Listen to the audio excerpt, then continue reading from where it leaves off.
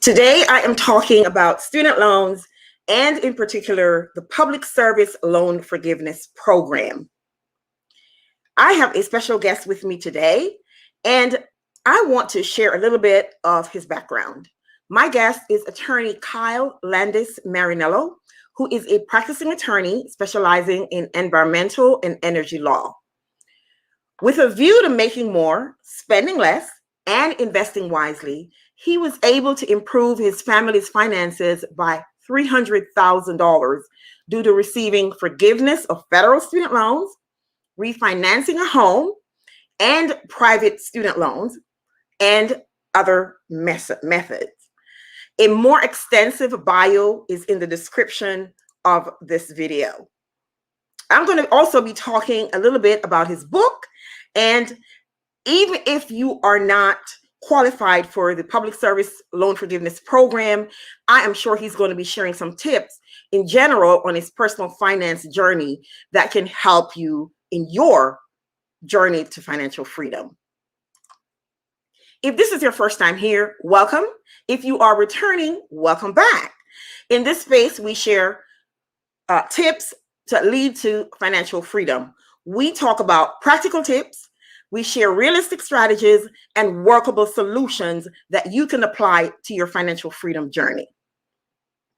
Okay, so I want to bring Kyle into the discussion at this time. And Kyle, welcome to the Dr. Sav Talks Money Sunday afternoon show. Hi, Dr. Sav. Great to be here with you tonight and happy to talk about this topic. Yes, this just kind of fell into place because when we met, we were just talking, and I just happened to find out that you had written this great book, which we're going to talk about later, and that you had so much money that was forgiven in the Public Service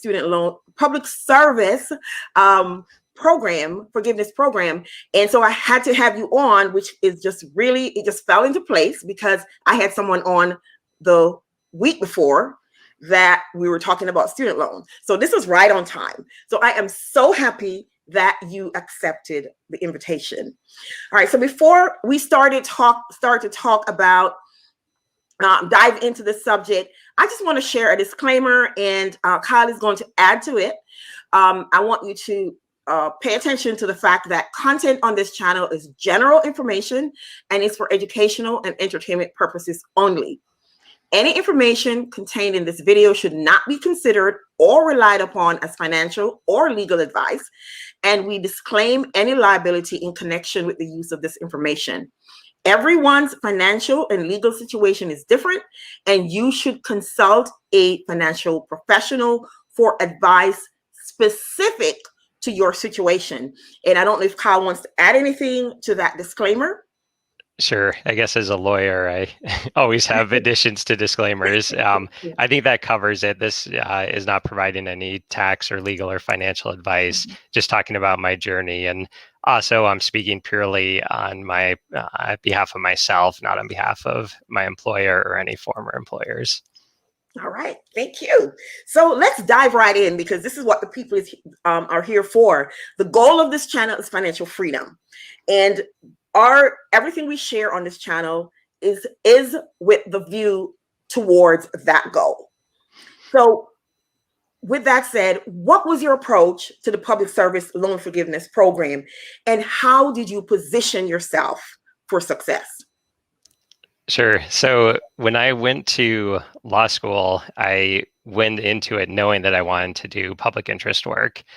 And the program actually wasn't around at the time I started law school. So as I was going into law school, what I did is I looked at what law schools had their own forgiveness programs. And I ended up at the University of Michigan Law School, which has an excellent loan repayment program.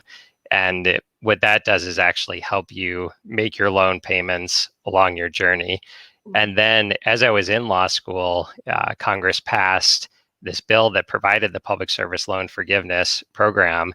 And the Financial Aid Office was on top of it and started doing programs for students. And I attended all of those and learned everything I could about the program because I realized that it would be hugely helpful for me if I could actually get those loans forgiven after 10 years of public service. And I was planning to do at least 10 years of public service anyways. And so that was my approach, was just learning as much as I possibly could as soon as the program came out. And in the period right after I graduated, I would say I was talking with my financial aid office at least once a week and making sure that I was getting the loans in the right repayment programs, and that everything was dotting all the I's and crossing all the T's. Yes, because that's, I think, I hear a lot of people complaining that they didn't get forgiven. And I think that's one of the problems, is that they're not dotting all the I's and crossing all the T's, because there are certain things that need to be done in order to be forgiven. So share with us how much. I know we talked before about like 300,000 overall, but for the public service portion of it, how much was forgiven, and what were the emotions that you went through after finding out that you were forgiven? I can just imagine. Yes, and it was an emotional ride from the beginning, because you read all these stories about people having trouble with the program, and it was often not through any fault of their own. This was just a program that really didn't have a lot of education outreach when it went out. And I was lucky that the law school I was at was doing that work, and that I was able to dig into it some myself. But it really is a program with lots of pitfalls. And so that made it a very emotional ride. And you always just never know if at the end of the day you're going to get that forgiveness. Yeah. I did end up getting it. It was in March of this year. The exact amount I actually put in my book, and it's $230,879.54. Awesome. So Awesome. that was the bulk of what made the big financial change for our family in that single year, was that $230,000 going away. Yes. Can you share with us some of the other things that made up the 300,000, how you structured all of that? Because I'm sure there are people here who maybe the public service loan forgiveness program doesn't apply, but any tips that can help them towards financial freedom, I'm sure they'll appreciate. Yes, absolutely. And I'm realizing I forgot to mention you asked about the emotional response when that amount was forgiven, and it was about 5:30 in the morning. I have 3 young children, and my wife and my children were all asleep at the time. And I logged into my computer and looked, and at first I didn't believe that the loans were actually gone. And then it finally hit me that it had been zeroed out, and I just fell to the floor and started crying. It was just this huge weight off my shoulders, and such a relief. So the other things that helped us financially during this roughly 1 year period was refinancing both our home and my private student loans. Sadly, even with getting $230,000 forgiven, I still have about $30,000 in private student loans. And I was looking into those to see if there was a better interest rate available. And sure enough, there was a much better interest rate. And I went from paying about $270 a month on a 20-year program to paying $300 a month, but on a 10-year loan. And so that's saving over $30,000 in interest over the life of that loan. Yes, and that's awesome. Yeah, that was very helpful. And similar numbers with refinancing our home, saving $30,000 plus in interest over the life of that loan. And so just a couple of things, taking advantage of the very low interest rates that we have now. And then other things we did are, I describe a lot of them in my book, but they're much smaller steps, but they added up over time. Yes, those little drops of water fill the cup. Yeah. It certainly do. All right, so we've gone through the public service loan forgiveness. You were forgiven over $230,000. I mean, that's just so amazing. I'm just getting goosebumps, just celebrating with you right now, because I know there are so many people, again, who have not been forgiven because they go through the step. So, what are some of the key things that they can do to ensure forgiveness through this program? Yes. So the main thing is reading, researching as much as you can about it, and being careful where you get your information, because unfortunately, there's a lot of bad information out there. Now, actually, one source of misinformation is often the loan service provider itself, and that's been an issue for many borrowers, that they've gotten bad information from the loan servicer. I certainly had calls where they gave me information that it turned out was just not correct. And so looking at materials directly from the Department of Education, that's a great place to go. Actually, one of the best places to go is a Facebook group on public service loan forgiveness. It's a group that has over 25,000 people in it, and the moderators of that group are people in the program or people who have already received forgiveness, and they know all of the ins and outs of this, and often can correct information very quickly if you get bad information. So those are a couple of the steps. The main thing is making sure your loans you have the right type of loans, right type of income-driven program, making sure you have a job that qualifies. It's generally going to have to be a government job or a not-for-profit job. But sometimes there are some gray areas about different types of not-for-profits. And for instance, if a not-for-profit does lobbying work, then there may be an issue over whether it qualifies. So making sure that you look into that, and also making sure you get the paperwork in, particularly if you change jobs at any point along the journey. You want to make sure that you get that form on your last day of work at an employer, and get that sent in. And so that's another important part. And the last thing I'll add is, at the very end, when you apply for forgiveness, the program was passed by Congress as you do 10 years of public service and you get your loans forgiven. The way it's played out, you actually have to do more like 10 and a half years, because you not only have to be in the right type of job for all 10 years of the payments, but you also have to still be in that qualifying job at the time your loans are forgiven. And unfortunately, the Department of Education often takes 3, 4, 5, even 6 or more months to actually process the paperwork. And I do have some tips on how to speed that process up. But the most important thing is knowing you have to stay in your qualifying job until you get that letter saying your loans are forgiven. Yes, I'm going to let you share some of those tips, but some of the things that I have, and I actually have a video on the public service loan forgiveness. I'm going to link it up here that I did actually last August on. I shared a lot of information that what you're talking about, because a lot of people don't realize that the 120 payments doesn't have to be consecutive. Correct.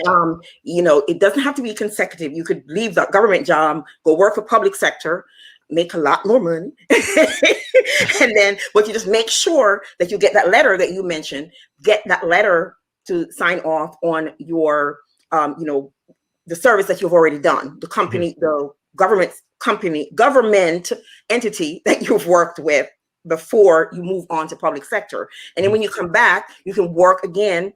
You make those payments, and as long as you have the 120 payment with the qualifying government entity, then that will count. And another thing is that I think I shared that you want to do the annual certification, because that's going to help you catch any errors. Like, you're thinking, okay, I'm 5 years into this, I'm good, but you may not be. So you want to do the annual certification where you can catch, and they can say, hey, you're not working with an entity that qualifies you, or or, you know, if you do partial payments, that doesn't count. I mean, those little things can trip us up.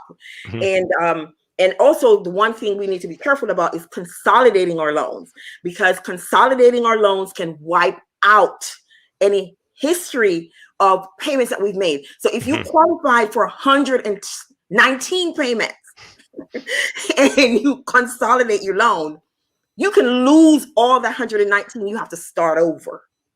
So you have Yes. to be very, very careful. Those are the little nuances that can trip people up and why they may not qualify. And what was the name of that Facebook group again?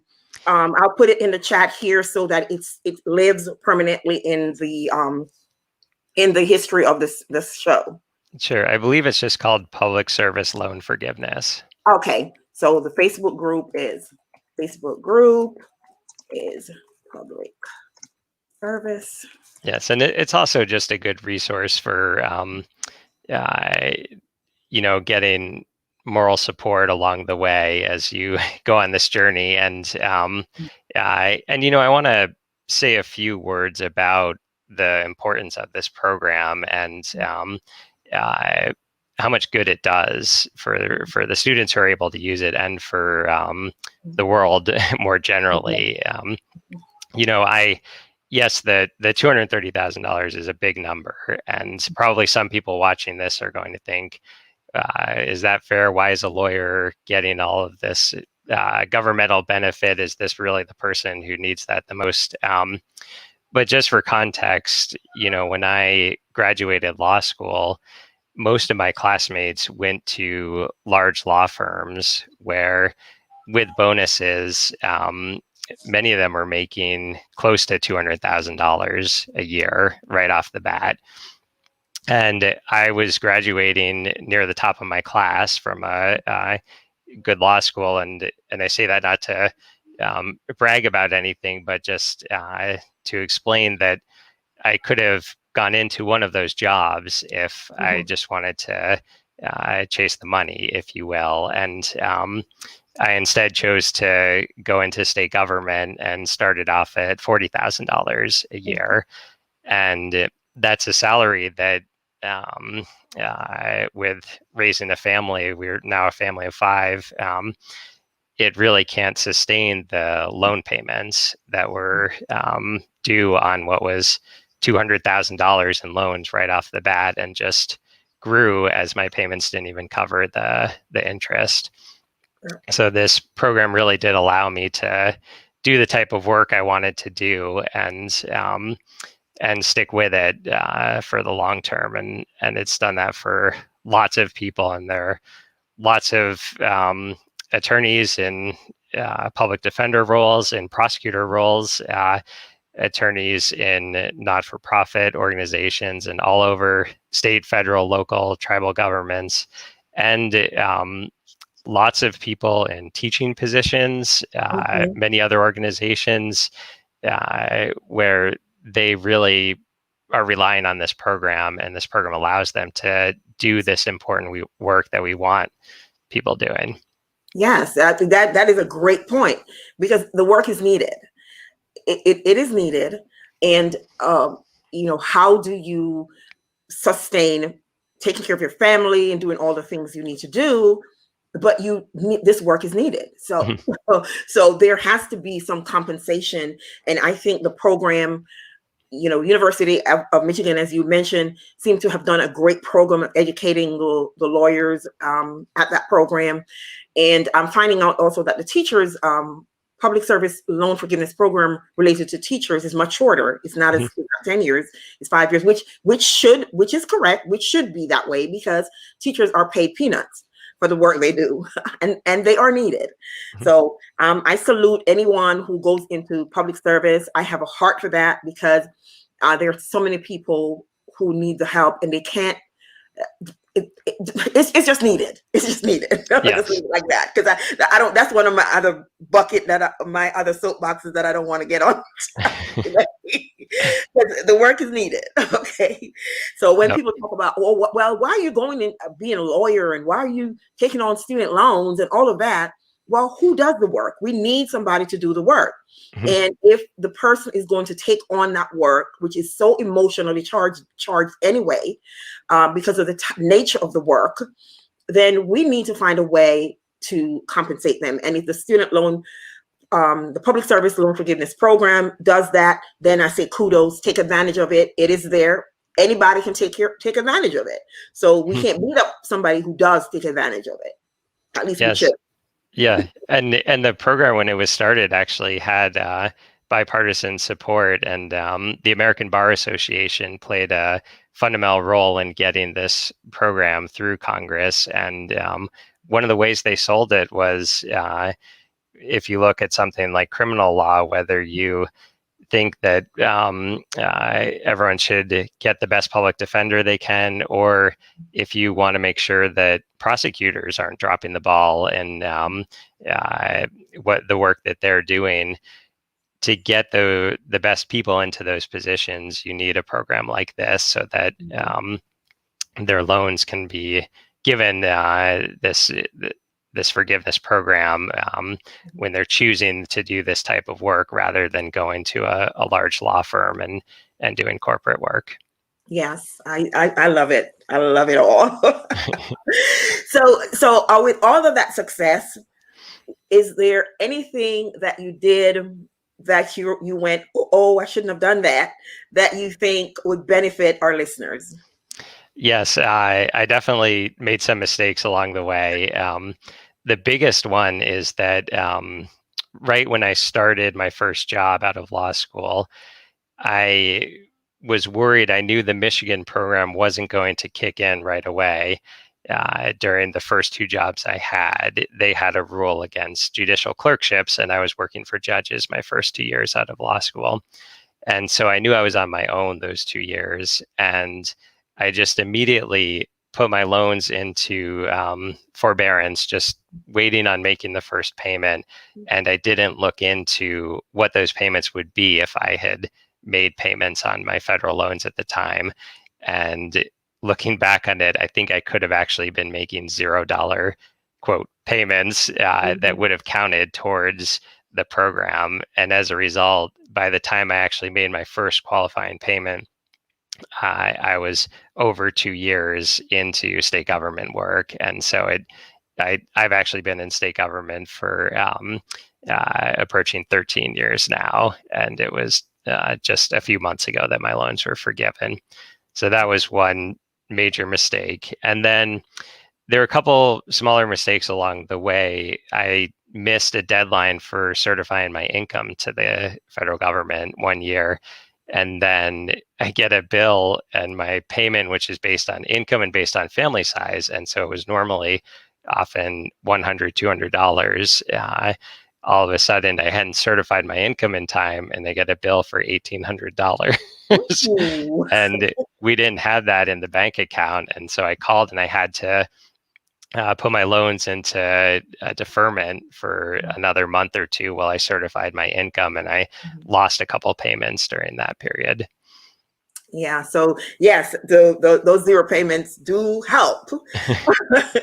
And in fact, right now, I was calculating since March of last year, when President Trump signed to have the payments paused, and then of course President Biden extending that, all of those zero payments count towards the 120 payments for public service loan forgiveness, or for anybody else in the other income-driven plans. Those payments count towards the period that we need to pay. So take that money, folks, and build up that emergency fund. Pay down those high interest other student loans, private student loans. Pay down your other loans while you don't have to pay on your student loans. You are getting the benefit of not paying on the student loans, and those non-payments counting towards the number of payments that will qualify you for forgiveness. So take advantage of that and sock away money in your in your emergency fund. If you already have an emergency fund, pay down those high interest debts. And if you already paid those down, look around for something to invest in. Make some money off that money. Yeah. Okay. All right. Yeah, Anything else? that was a great program that I mean, it was really needed at the time, and a lot of people have benefited from it. And I actually wonder, you have this massive group of people who have not been having to make that monthly payment of whether it's 100, 200, or for some people it's $1,000, $2,000 a month. Um, I wondered if that might be part of what's contributing to the stock market doing so well and in recent times. That, I mean, this is a really large group of people, and they've got this albatross around their neck of these student loans, and suddenly they haven't had to make that monthly payment. It's been very helpful for people who had their jobs during this time, and then the people who lost their jobs or had other income losses, lost family members. I mean, all the tragedy that's come from the COVID-19 pandemic. This was one way that really helped a lot of people out to not have that payment due every month. Okay. Yes, it certainly has for people that I've spoken with. Now, before we had mentioned, you said you had some other tips that you wanted to share, and then we kind of went off into another direction. But I don't know if you remember that part of the conversation and can recall any of those tips that you'd like to share with our viewers. Yes. So one tip is to keep all the paperwork you can on this. As I mentioned, the servicers often make mistakes. They often give out bad information. The online login you do, where you can check how many payments you have, it tells you which ones counted and which ones didn't. And I remember as I got closer to forgiveness, I was looking at that, and I had a couple payments from 2013 that had been marked as not counting. And they said that it was when they transferred service providers. And I remember talking with someone and saying, well, I didn't transfer service providers. This was just the government deciding to do that. Why is that on me? And they said, well, I'm sorry, we can't do anything. And then I went back and looked at my bank statements, because I had kept all of them since I started making these payments, because I knew I might need proof at some point. And I found bank statements from those 2 months, and it showed an automatic payment going out each month. And so I was able to file that with the loan servicer and get credit for those 2 months of payments and get my loans forgiven a couple months earlier than they otherwise would have been. So that's one thing. As much paperwork as you can keep. It's driven by wife crazy holding on to a lot of this stuff. It went digital at one point, but I have some of the paper documents themselves.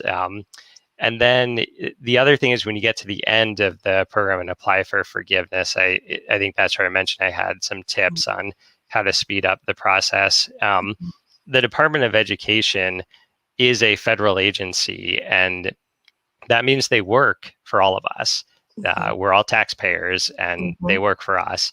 And that means that your members of Congress can talk to them if they're not doing what they're supposed to be doing. And in fact, every congressional office has what's called constituent services.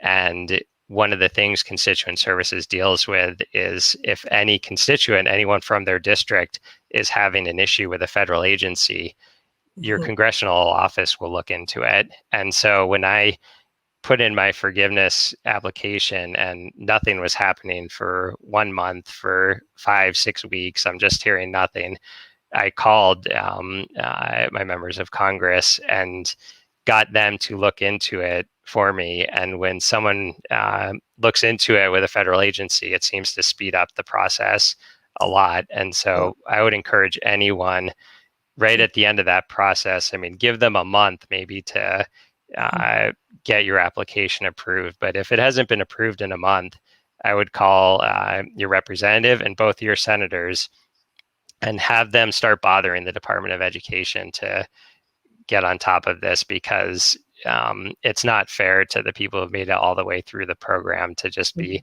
left hanging, not knowing when they're going to get that final letter. And as I mentioned, it's supposed to be a 10-year program, and the Department of Education has effectively turned it into a 10.5-year program by taking too long to forgive applications. So I think they should hear about it from members of Congress every time. Yes. Yeah, that's a great point, that they serve us. And because we need to, when we apply and when it's forgiven, we need to be in the job. We need to be in the qualifying job. Yes. Because some people probably after the 120 payments, they think, okay, I made the payment, I've applied, now I can go work for a public company. But you shouldn't until after everything is approved, because then you're in trouble and maybe you can get that overturned. That's a great point, to make sure that you contact your member of Congress to get that, get them to speed that up, because you don't need to be in that job making minimum wage. I'm going to say minimum wage, when you could really make more. And yes, I know the service is needed and all of that, but after giving 10 years of your life to doing that, it's okay to move on if that's what you want to do. So the government should not tie you there. If they said it's a 10-year program, it needs to be a 10-year program. Yes, I agree. Yes. Here's my guest from last week. She's saying, just joining, I agree sometimes that you have to cut through the red tape and call your representatives. Yes, because to your point, they work for us. Okay. So I'm going to be sharing your contact information, and we're going to talk a little bit about your book. But is there anything else that you would like to share? Any other tips that you want to share with us? I think I've covered most of it. As I said, you just want to look into this, make sure you're doing it right every step of the way. And the last thing I'll mention is when this program got a lot of press a couple years ago about how few people were actually getting their loans forgiven, Congress actually passed what's called the Temporary Expanded Public Service Loan Forgiveness Program, which allows some people who didn't get in the right loans at the time they graduated, it allows them to get forgiveness all the same. And so that's something everyone should look into. If you think there's any chance you would have qualified if you'd been in the right program, it's worth looking into that and putting in an application and seeing if they agree. Yes. Great tip. All right. So here is Kyle's Twitter. It is PF Author. That's his Twitter. And his website is www.personalfinanceauthor.com. That's personalfinanceauthor.com. And here is a link for his book. I also have a link in the chat. So it's a live link in the chat if you want to click on that and go ahead and take a look at his book. I'm going to put up a copy of the book right here, and tell us a little bit about the book, if you will. Sure. So this was just a passion project that I embarked on as I was kind of approaching my loan forgiveness and realizing, our finances were starting to look good for really the first time. And, I joke that I think I may be the only person who's ever written a book on personal finance while having a net financial worth of negative six figures. And it really was at the time I was writing this book, when you take those loans into account,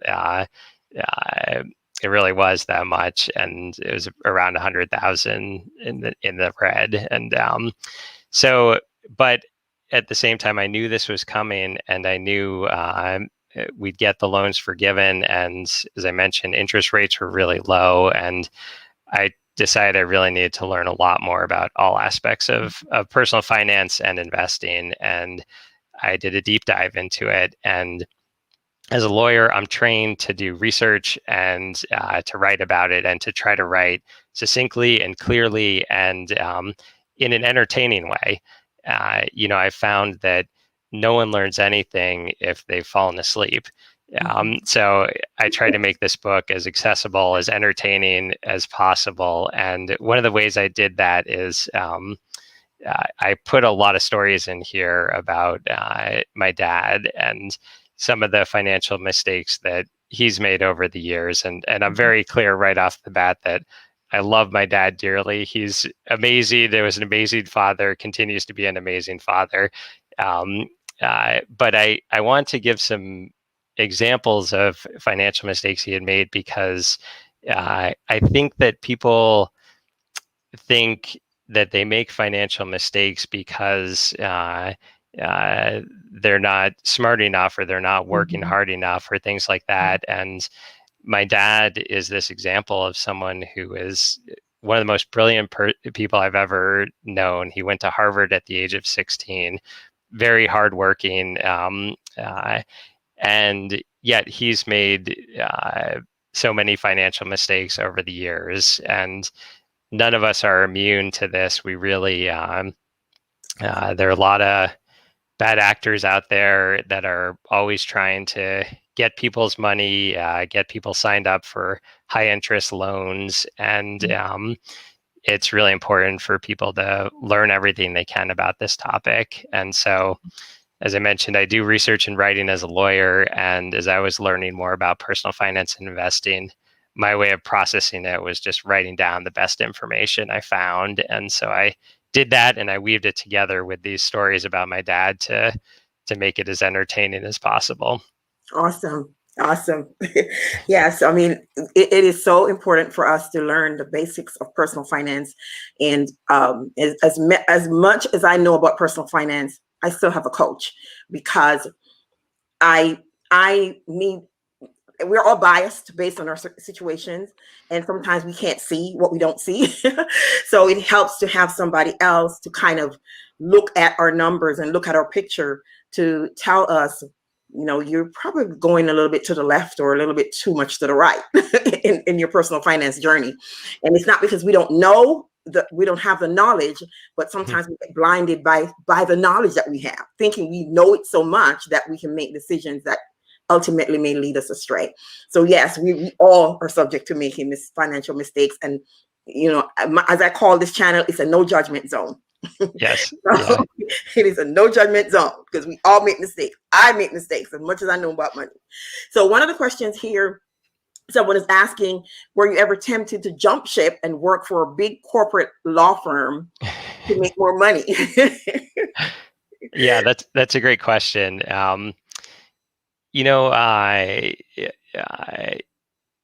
There were some really hard times financially with the path that my wife and I chose. And, I remember one day I was, it'd been a few weeks of working 70-hour plus work weeks. I was salaried. I didn't get any extra pay for that, but I really believed in the work I was doing. So I was going to do the amount of hours that was needed for it. And, in state government, the raises aren't very large, but my boss at the time had led me to believe I'd get the largest amount of a raise that they could. And then when the day to discuss that came up, it turned out that due to budgetary constraints, they couldn't actually do that for me that year. And then I went home that evening and it was having a really tough time getting that news. And as I'm walking up to our front door, I see a delivery of food that the state had made that same day to our house because our income, I was the only source of income. And for a family of 5, we qualified for that food assistance. And it just hit me really hard that, as I said, I turned down these jobs that I would have made many multiples what I was making. And when you have moments like that, you do have to do some real soul searching and think, is this the right path? Should I move to Boston and get one of those big jobs at a big law firm? But, you know, my wife and I have always been committed to this path, and it's made it a really rewarding career. And, you know, what I say about the law is that by its nature, every lawyer on average is going to lose half their cases. And so for me, the most important thing was in those half the cases that where I won, I always want to feel good about it. And so that was kind of my driving force with my career, is making sure that I was doing work that I felt good about, and it continues to this day. All right. Well, Kyle, thank you so much for joining us this Sunday afternoon. This discussion has been very illuminating and informative.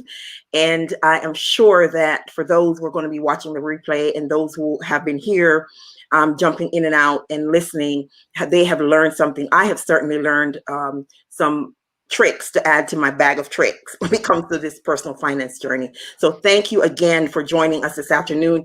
Again, let me share your contact information. You can follow Kyle at Twitter at PFAuthor, and his website is personalfinanceauthor.com. And then I have also placed the live link to his book on Amazon in the chat. You can click there and get the live link, but I'm also sharing it here on the screen.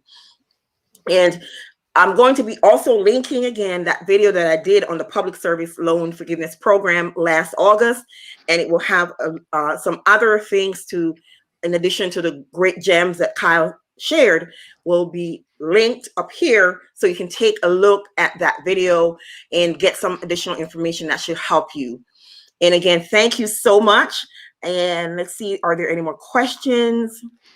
Any more questions here? We actually have two more lawyers in the in the chat, and one of them, which was my guest last week, she said that's a hell of a commitment, but I'm glad you feel good about the work you do. That's important and will be sustainable. And the other lawyer, who also has a YouTube channel, she said, thanks for sharing this information, great show. And then I also had somebody here, she's not a lawyer, but she's been in public service for many years, and she said, excellent information. Thank you, Kyle and Dr. Seb. And thank you guys, because you are the ones that make this program go around. You share, you tell other people about it, because this is my purpose here. My goal with this channel is financial freedom. And the only way to do that is to get the information out there so people can learn about different ways that they can become financially free. And there is no one way. There isn't, you don't have to always save and give up the coffee and give up the fun things in your life. There are ways to balance that, have fun, and still enter into financial freedom. So I hope this has been helpful to you guys as it has been to me. And again, I thank my guest, Kyle, and I will see you guys next Sunday. And don't forget to come back, leave a comment. If you haven't clicked the video, click the like button and share to other people. I'm sure there are others that you know who need this information about public service loan forgiveness. Thank you so much. I'll see you next week.